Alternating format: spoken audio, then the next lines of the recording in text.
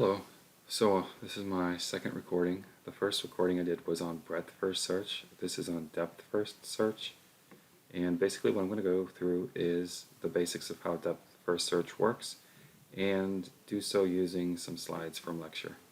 Depth first search. So the basic idea is to follow a path until you get stuck along a graph.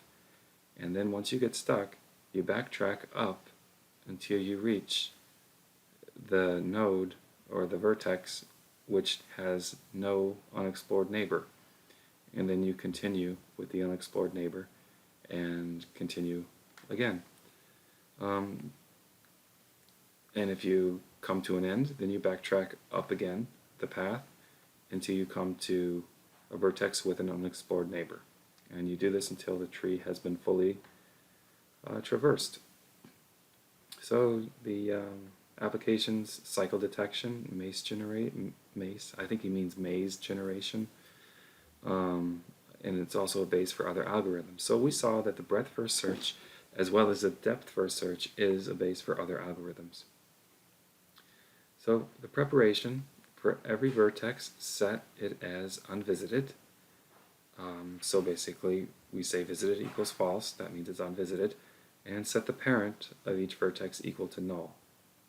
And we also have a start vertex called S, and so we run a procedure called depth first search on S for the start vertex. So set visited equal to true, so we visited the start vertex and we set it equal to true for each u in, well, I guess all the set of vertices with visited equal to false. Set the parent of u equal to v, and then call the depth first search on u.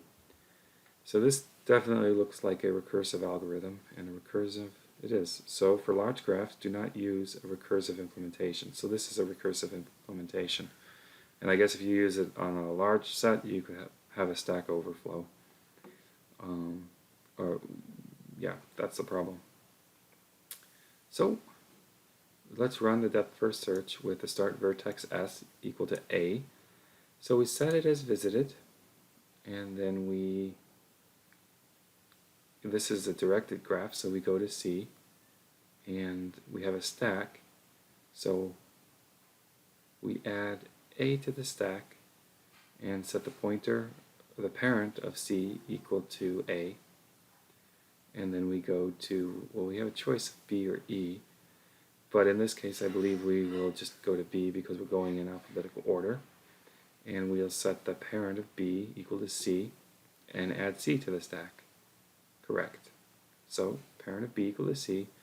B is being set as visited, I believe, and its parent is equal to C, and C has been added to the stack.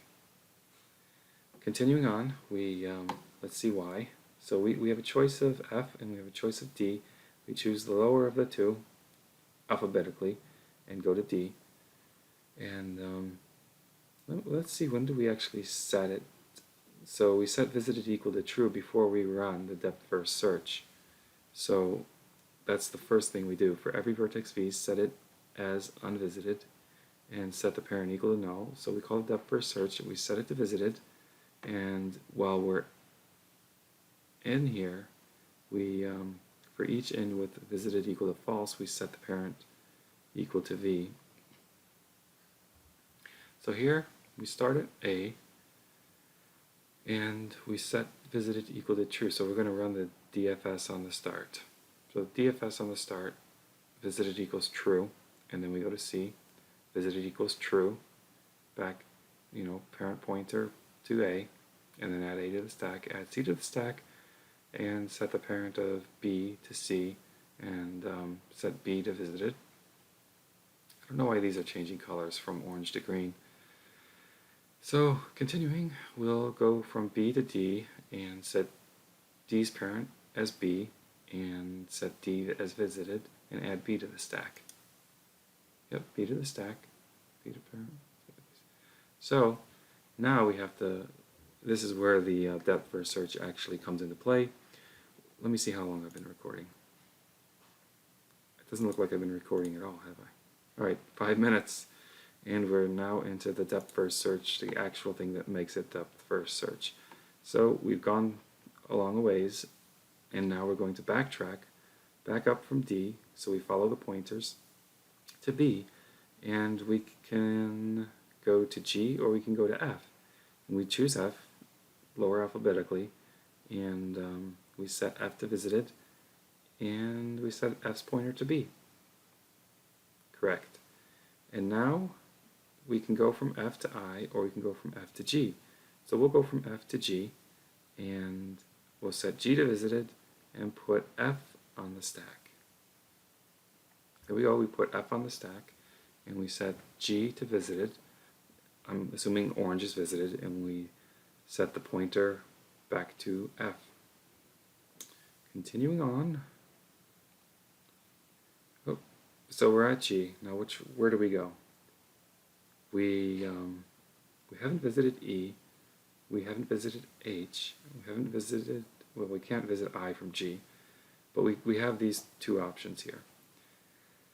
And we'll choose the lower of the two, being E, and we'll put G on the stack, and we will set E's pointer back to G. So that's what we've done. We've set G on the stack, we've put E's pointer back to G, and we've set E to visited. Now we need to get to H, but we can't get to H, and we need to get to I, but we can't get to I from E, so we've got to backtrack. We've got to go back to G, and I think we'll pop G off the stack when that happens. Let's see. No, well, we didn't pop it off the stack, but we had to go back to G in order to get to H. So we got to H, set it as visited, and pointed it back to G. And now we'll go from G, or from H, back to G, back to F. So we'll put H on the stack, and then we'll go from H to G to F, then we can reach I. So let's backtrack. G, well, we went back to G, we popped G off the stack, and then we went back to F, and from F we went down to I, visited I as orange, set orange's I's parent as F. Now that's depth first search, it's completely finished. Let's see if anything happens with the stack. Nothing. So the runtime for depth first search, a single depth first search call with recurrence accesses V and all of its neighbors. Thus runtime is O of NV for a single vertex V. For each vertex V, depth first search V is called once. For each vertex, depth first search is called only once. Total runtime is O of V plus E. So it's similar to breadth first search. Is that right? Breadth first search? Yeah, O of V plus E total runtime.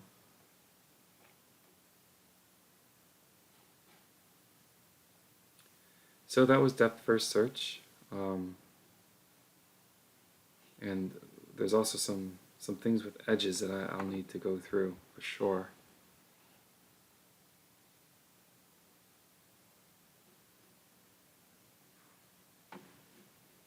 Alright, I'm going to stop this recording, and I'm going to have to study a bit more on the edges and what else?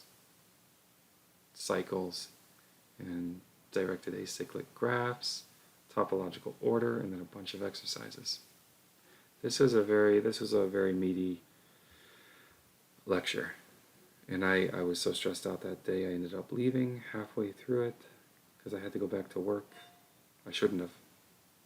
Work was unbelievable that week. Anyway, stopping.